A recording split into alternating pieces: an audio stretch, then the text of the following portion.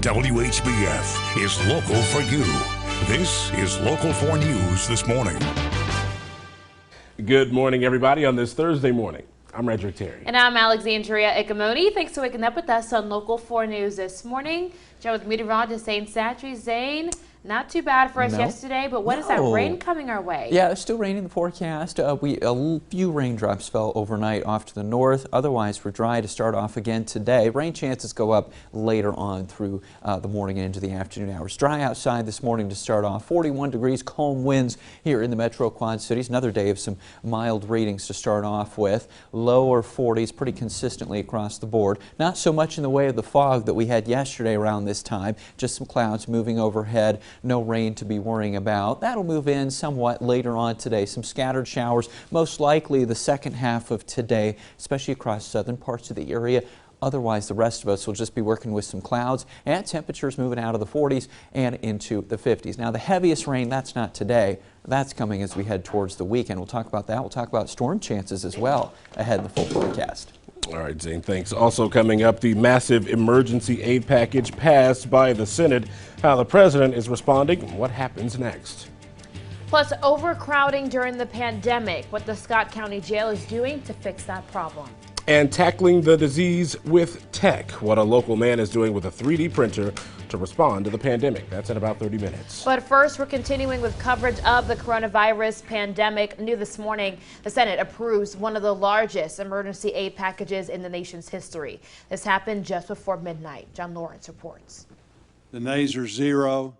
The 60 vote threshold having been achieved, the bill is passed. The American people have 2 trillion reasons to feel a little more comfortable about the U.S. economy.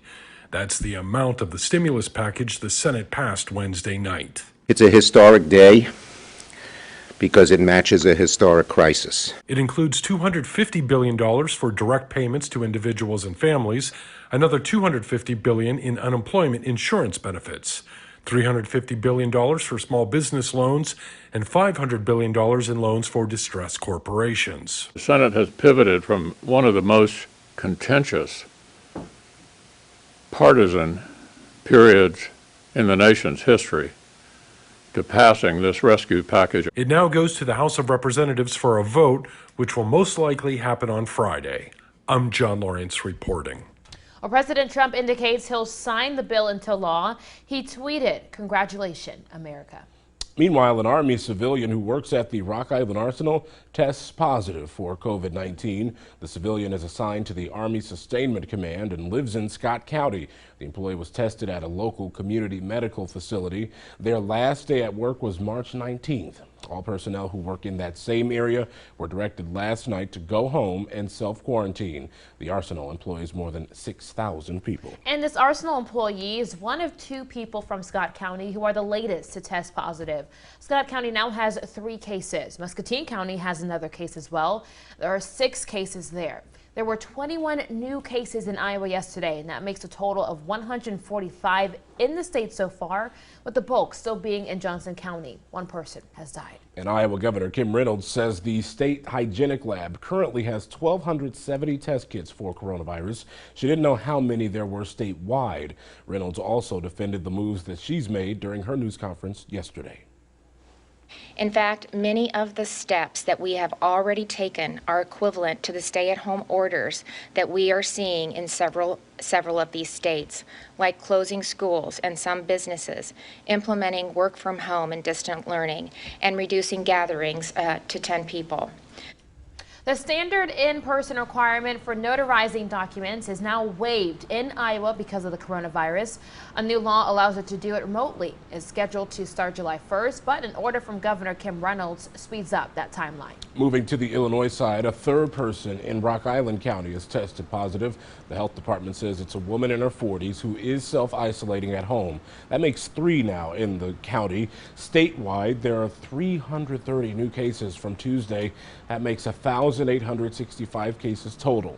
3 more people have died as well. A Kane County man in his 90s, a Cook County man in his 60s, and a Will County woman in her 50s. 19 people so far have died in the state of Illinois. Now, Governor Pritzker is announcing the state will extend the income tax filing and payment deadline from April 15th to July 15th. It's the same date for the federal income tax deadline. That was pushed back last week.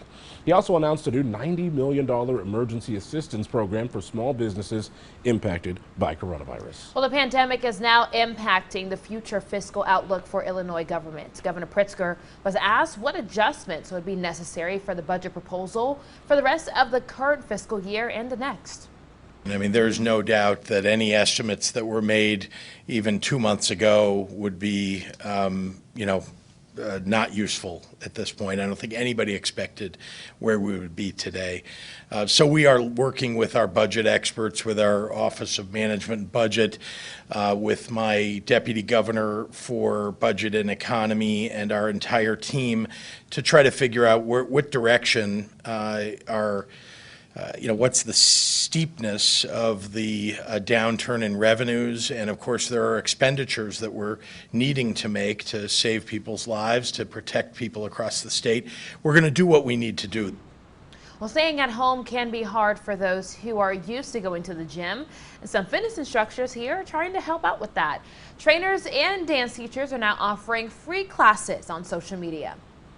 Everything's closed. So just to give people an outlet to just move and not sit around. For as long as we're under this quarantine, just to do something and move around, have people have an outlet. If you're interested in learning more about free fitness classes, we have a link for you on ourquadcities.com. 5:06 now. People who work at grocery and convenience stores have very important jobs, particularly during this time. They're amongst the most likely to be exposed to coronavirus. And now the Quick Trip is recognizing that in the form of a raise. Its retail and support center workers are getting $2 more an hour for the next few weeks. Store leaders and drivers get an extra $100 a week. The company sees it as a show of appreciation. Of course, it's a generous offering to us and to our family and my family, and how much that helps us. So of course it's appreciated. Employees are dealing with hundreds of customers a day and are taking sanitation seriously by cleaning all commonly touched surfaces regularly. Arconic in Davenport says it'll cut back on the schedules for most hourly employees because of the coronavirus. The plant will stay open and finish orders for necessary products. There's no word on how long the new schedules will last. Well, more than 50 inmates are now out of the Scott County Jail. The Sheriff's Office has been dealing with overcrowding since January, and the coronavirus only made it worse. Inmates must meet certain criteria before being released. That includes their age, health, their offense, and the amount of time they've been in jail. It's literally impossible for us to create any sort of, social distancing if all the units in our jail are full. And it's also impossible for us to create an isolation area if we get inmate or two that is sick and we need to put them in isolation. It's almost impossible to do that if everything that you have is overcrowded. The Scott County Jail submits a list of eligible inmates to a judge who decides on who can be released. Moving away from coronavirus coverage, nobody is in custody after bullets flew in Davenport. Police responded to a call on Northwest Boulevard around 3:30 yesterday afternoon. Detectives say 2 cars were chasing each other during the gunfire.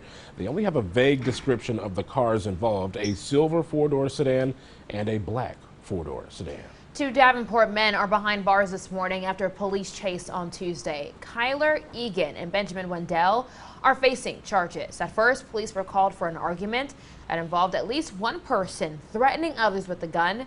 When they got there, they say Egan ran off but was caught. He's facing gun charges, running from officers, and more. Wendell is charged with possession of a controlled substance. 5:09 now. Today, Illinois broadcasters across the state are uniting against hunger. And here at Local 4 News, we're doing our part as well by partnering with Riverbend Food Bank. Coming up in our next hour, Local 4's Josh Vinton will be live at the food bank with how you can help us stand up against hunger.